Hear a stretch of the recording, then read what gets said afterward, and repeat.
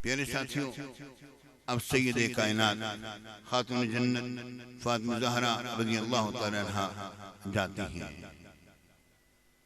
मेरे आका के विसाले पाक। अब मैं वो उस मसले को छेड़ देता हूँ थोड़ा सा, बहुत मुख्तसर से अंदाज में मसले को।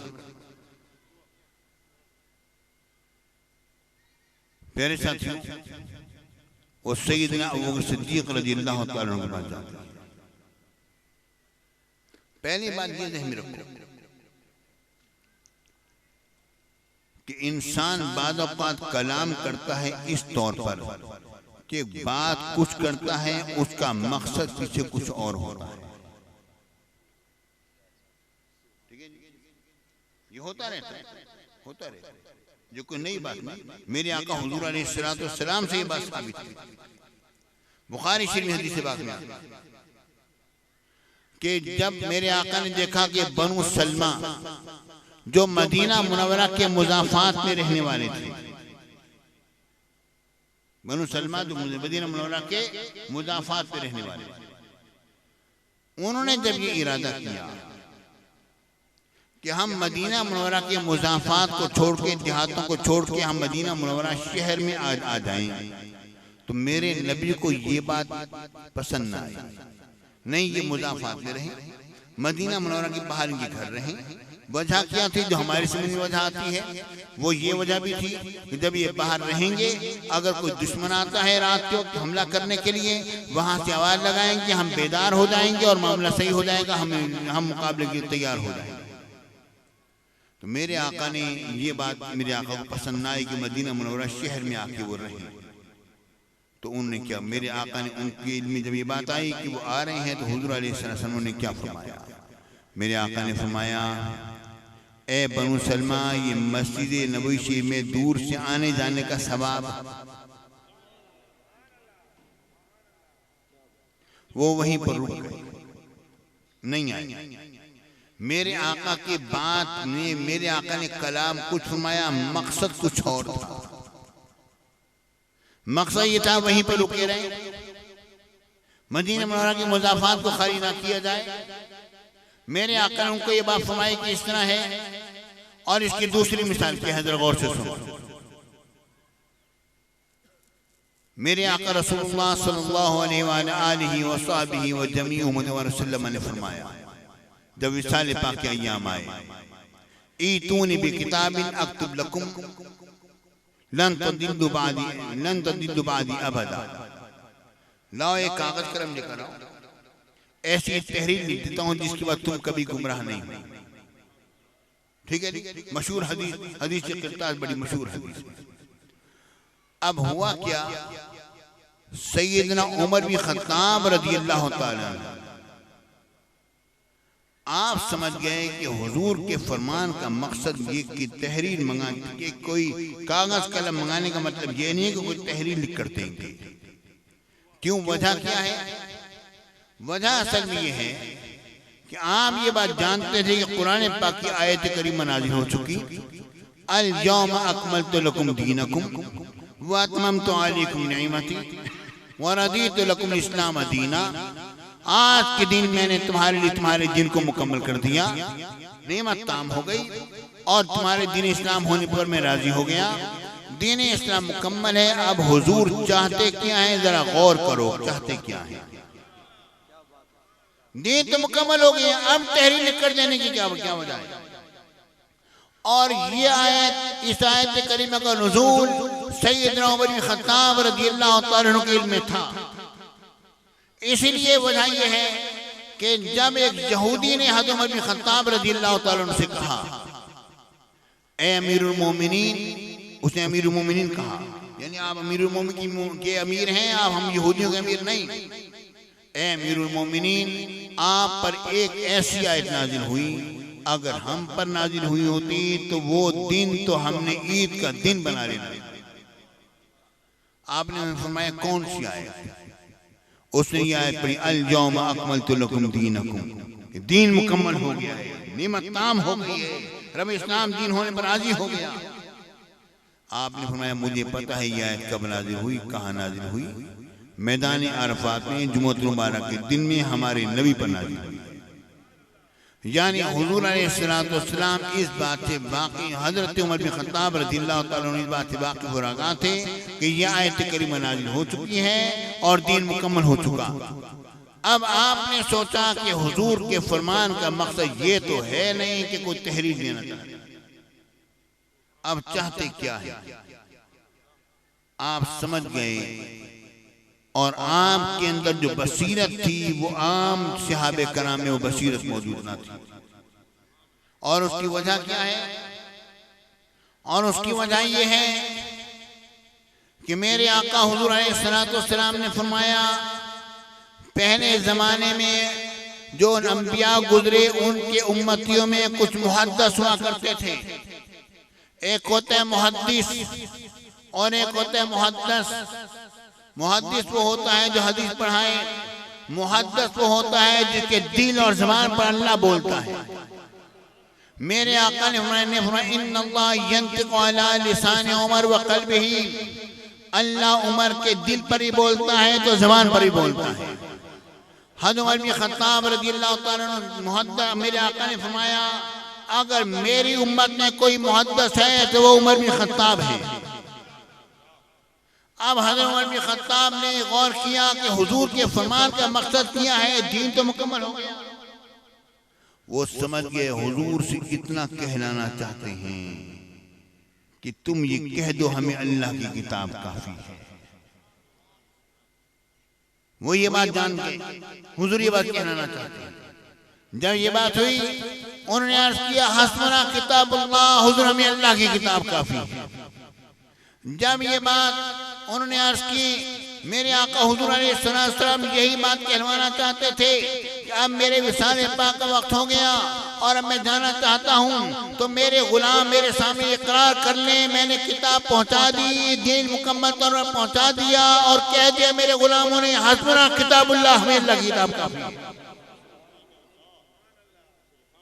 और मेरे आका ने एक और बात भी फरमाई, मेरे आका ने फरमाया लौ कान बादी नबीयुन लकाना उमर, अगर मेरे बाद कोई नबी होता तो कौन होते? वो उमर बिन खत्ताब होते। कौन होते? उमर बिन खत्ताब होते। ठीक है जी। अच्छा प्यारे साथियों, मेरे आका ने ये बात फरमाई, पहले जमाने में एक नबी के बाद दूसरा नबी आता था। उस नबी के बाद उसके उलमा अहबार और रुहबान को ये इजाजत नहीं थी कि वो इज्तिहाद करे। वो इज्तिहाद नहीं कर सकते थे, बल्कि इज्तिहाद जो है वो सिर्फ और सिर्फ किसने करना है, वो कोई नहीं कर सकता था। अल्लाह ताला दूसरे नबी को भेजता था, वो आके अहकामात पहुंचाया करता था और उसको हक था इज्तिहाद करने का। तो मेरे आका ये बात जानते हैं कि मेरे बाद कोई और नबी तो आने का है नहीं और इज्तिहाद का दरवाजा खुलेगा और मेरे सामने अहम इज्तिहाद मेरे उमर ने करना है। तो मेरे आका ने फरमाया लौ कान बादी नबीयुन लकाना उमर, अगर मेरे बाद कोई नबी होता तो उमर बिन खत्ताब होते। मतलब यह है कि मैं कुछ करूं फरमाऊंगा और मेरे कहने के पीछे मकसद कुछ और होगा, जिसने मेरा उमर जो मुहद्दिस है वो पहचानेगा और फिर इज्तिहाद करेगा और कहेगा हस्बुना किताबुल्लाह।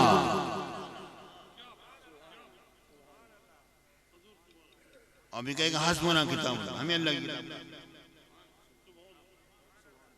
जब ये बात हो गई मामला खत्म हो गया।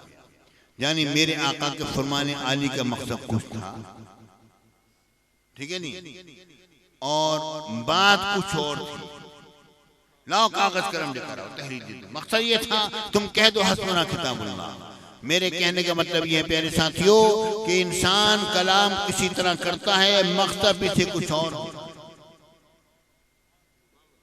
अब उस तरफ आ जाओ जो बात मैं कहना था। मैंने दो हदीसें पेश की इस बारे में, एक बनु सलमा की और एक ये हदीस कि कलाम कुछ होता है पीछे मकसद कुछ और होता है। प्यारे साथियों, अब सैयदे कायनात खातून जन्नत फातिमा ज़हरा रज़ियल्लाहु तआला अन्हा जाती हैं सैयदना अबू बकर सिद्दीक़ रज़ियल्लाहु तआला अन्हु की बारगाह में, वहां पर जलवागरी होती है। आप फरमाती हैं मुझे मेरे बाबा जाने की विरासत से हिस्सा चाहिए। सैयदना सिद्दीक़ अकबर रज़ियल्लाहु तआला अन्हु हज़रत उमर बिन खत्ताब रज़ियल्लाहु तआला अन्हु को बुलाते हैं, मुशावरा करते हैं और फिर कहते हैं हुजूर आपके बाबा जाने के इरशाद गिरामी है, नहनु माशर अंबिया ला नूरसु मा तरकना फहुव सदका, हम अंबिया की जमात है, हम जो छोड़ जाते हैं वो सदका होता है, तरका नहीं, विरासत, हमारी विरासत नहीं।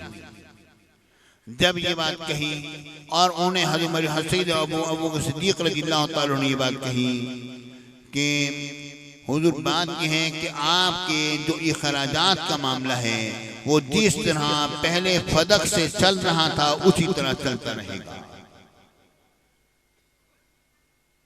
ठीक है ना प्यारे साथियों, आप सोचो तो सही, ये विरासत का मसला घर का मसला है, बाहर का मसला है। सारी दुनिया को तो ये पता हो कि नबी की विरासत नहीं होती और नबी के घर वालों को पता ना हो। सारी दुनिया को तो पता हो और नबी के घर वालों को पता ना हो। प्यारे भाइयों, हजरत अली को भी पता था, हजरत अब्बास को भी पता था। और उस पर दलील कौन सी है? बुखारी शरीफ की हदीस पाक में बात आती है, जरा गौर से सुनो। बुखारी शरीफ में आता है कि जब हजरत अली और हजरत अब्बास दोनों को जो हिस्सा दिया गया, हिस्से से मुराद ये है कि जमीन अलाट नहीं की गई, यानी अपने गुजर बसर करने के लिए जो जमीन जो उनके जो नाम उनके सुपुर्द की गई थी फदक से, इन दोनों में फिर झगड़ा हुआ। ये दोनों हज़रत उमर बिन खत्ताब के दौरे खिलाफत में उनके पास आए। हज़रत उस्मान गनी ने, हज़रत अब्दुर्रहमान बिन औफ, दीगर और सहाबा कराम ने कहा, ए अमीरुल मोमिनीन उमर बिन खत्ताब, आप अली और अब्बास ने आप फैसला करें और इन मामले को सुलझाइए। अब हज़रत उमर बिन खत्ताब रज़ियल्लाहु तआला अन्हु ने क्या बात कही? बुखारी शरीफ आपने फरमाया हज़रत अली से, ए अली मैं आपको कसम दे के पूछता हूँ कि क्या ये हुजूर अलैहिस्सलाम के हदीस पाक नहीं कि हम अंबिया की विरासत नहीं होती है, हम जो छोड़ जाते हैं वो सदका होता है? मैं आपको कसम दे के पूछता हूँ। उन्होंने कहा जी हाँ, हुजूर की हदीस पाक। फिर उस पर क्या हुआ? आपने हजरत अब्बास से फरमाया, ए अब्बास आप फरमाइए कि हुजूर की हदीस पाक नहीं? उनका जी हुजूर की हदीस पाक है। यानी ये लोग इकरार कर रहे हैं कि हुजूर की हदीस है। ठीक है ना? जब इनको पता है तो कैसे मुमकिन है खातून जन्नत को पता ना हो? असली विरासत तो उधर से आनी थी। और प्यारे साथियों, अगर ये कहें कि उन्होंने सुनकर क्या दिया होगा, जब हकीकी माना मुताज़र जब तक ना हो उस तक बात नहीं बनती। हकीकत यही है कि उन्होंने इकरार किया है, कसम का इकरार किया है, कसम का इकरार किया है। अब इसका मतलब, और ये मुझे बताओ कि खातून जन्नत हज़रत अली को एतमाद में लिए बगैर घर से बाहर कदम निकाल दिया हो? क्या अपने बाबा जानी के चचा के कोई एतमाद में लिए बगैर घर से कदम बाहर निकाल दिया होगा इतने बड़े काम के लिए? और सैयदना सिद्दीक़ अकबर रज़ियल्लाहु तआला अन्हु के बाद तशरीफ ले गई होंगी? नहीं नहीं, ये मसला पहले घर में डिस्कस हुआ होगा, पहले इस पर गुफ्तगू हुई होगी, बाद में आप बाहर निकली होंगी। जब ये बात समझ में आ गई, अब ये बात ज़हन में रखो, जब उनको पता था मेरे बाबा जानी की विरासत नहीं है तो गई क्यों थी? ठीक है नहीं है? बात नहीं आ रही, नहीं आ रही तो बाहर निकले क्यों थी? क्यों तशरीफ क्यों ले गई? प्यारे साथियों, बात यह है, मैंने अर्ज किया कि बात कुछ होती है, पीछे मकसद कुछ और होता है। बात कुछ होती है, पीछे मकसद कुछ और होता है। और ये बात मैंने हुजूर की हदीसों से साबित की है। अब बात असल में ये है, खातून जन्नत ये चंद जमीन, छोटे से जमीन के टुकड़े के लिए नहीं गई थी। असल मामला ये था, वो ये बात जानती थी कि मेरे बाबा जाने के पास अब मेरे जाने के वक्त करीब है। वजह क्या है? जब मेरे आका को विसारे पाक होने लगा, सैयद कायनात के कान मुबारक में मेरे आका ने कोई गुफ्तगू फरमाई, आप रो पड़ी। फिर दोबारा गुफ्तगू फरमाई, आपने तब फरमाया, आप हंस पड़ी। हज़रत उम्मुल मोमिनीन आयशा रज़ियल्लाहु तआला अन्हा ने फरमाया, आज से ज्यादा खुशी और गम को इकट्ठा मैंने कहीं कभी नहीं देखा। बाद में जब पूछा गया उन्होंने कहा हुजूर ने मेरे बाबा जान ने फरमाया था मेरे विशाल के वक्त में रो पड़ी थी, और जब मैं रोई तो हुजूर ने मेरे बाबा जान ने मुझे फरमाया ए फातिमा सबसे पहले तो तुमने मेरे पास आना है, तुम्हें खुश हो। तो प्यारे भाइयों आप समझ गए थी कि मेरे अब जाने का वक्त करीब है, और मेरे ये छोटे छोटे बच्चे हैं हसन हुसैन और ज़ैनब मेरे छोटे छोटे बच्चे हैं, अब इनके जिनके मांस का मसला हल होना चाहिए। और मामला क्या था, आप ये बात जानती थी कि सैयदना सिद्दीक़ अकबर रज़ियल्लाहु ताला अन्हु ने सारी जिंदगी हुजूर पर खर्च किया और मेरे नबी ने अली पर खर्च किया, मेरे नबी ने अली पर खर्च किया। तो हुआ क्या, हुआ ये कि आपने कहा मुझे अबू बकर सिद्दीक़ के पास जाने में कोई मुज़ायका नहीं, ये तो सारी जिंदगी तो मेरे बाबा जाने पर खर्च करते रहे। आज जाकर मैं बात इस अंदाज में करूं कि ये मसला हल हो जाए, मैंने तो जल्दी चला जाना है, मेरे छोटे छोटे बच्चे हैं, इनका एक माश का मसला हल हो जाए। आप गई, आपने जाके कहा मुझे मेरे बाबा जाने की विरासत चाहिए। जब विरासत की बात आई उन्होंने कहा हुजूर विरासत तो नहीं है, लेकिन मामला जिस तरह चल रहा था ना उसी तरह चलता रहेगा, मामला जिस तरह चल रहा था उसी तरह मामला चलता रहेगा। जब ये बात कही प्यारे भाइयों तो सैयदे कायनात खामोश हो गई और वापस आ गई। इसके बाद फिर उन्होंने इस मसले पर कभी गुफ्तगू भी नहीं की। असल में बात कुछ थी, मकसद पीछे कुछ और था। अब ये कहना नाराज होंगे, ये बात नहीं की, ये सैयदे कायनात ने तो ये बात नहीं कही मैं नाराज हो गई। कहीं हदीस बाग में ये बात नहीं आती गदीब तो वलम तकल्लम कि मैं नाराज हो गई और मैंने गुफ्तगू नहीं की। ये तो इमाम ज़ोहरी कहते हैं कि गदबत वलम तकल्लम कि वो नाराज हो गई और उन्हें गुफ्तगू नहीं की। आपने खुद ये बात नहीं कही कि मैं नाराज हो गई। अगर आपकी तरफ से होती तो गदबत ना होता, गदीब तो होता, और लम तकल्लम ना होता, लमा तकल्लम होता। मेरे साथियों ये बात ज़हन में रखो कि सैयदे कायनात विरासत लेने के लिए नहीं गई थी, बात कुछ की थी, मुझे मकसद कुछ और था। पास में आई नहीं आप। अब जरा आखिरी जुमले मेरे सुन लो, मैं आपसे जाता हूँ क्योंकि वक्त का असर कभी होने वाला है, खत्म होने वाला है। आखिरी जुमले जरा सुन लो। आखिरी जुमले क्या है जरा गौर से सुनो प्यारे साथियों।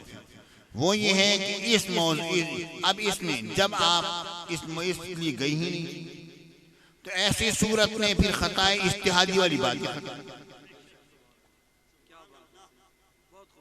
खता वाली बात खत्म हो गई क्योंकि वो इसलिए गई ही नहीं थी, मामले खत्म हो गए। प्यारे भाइयों खता तो तब होती ना जबकि आप इसलिए गई होती तो खता होती।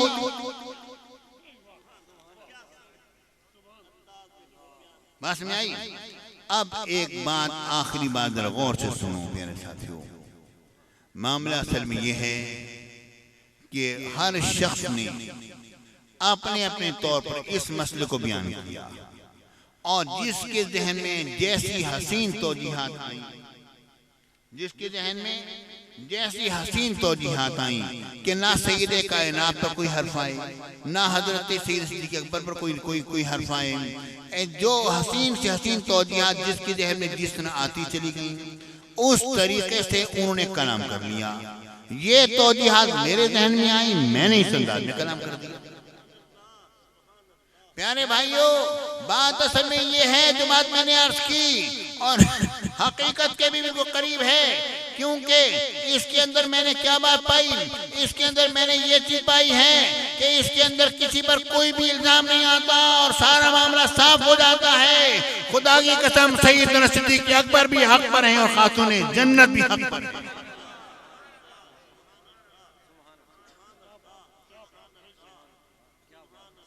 मेरे फिर भी अगर कोई नहीं मानता तो जाए। मेरे साथियों काश कि मैं पहले आ गया होता तो बहुत सारे इन मसाइल को मैं आज ही समझा देता। यहाँ पर मेरा तो आना जाना बड़ा कम होता है।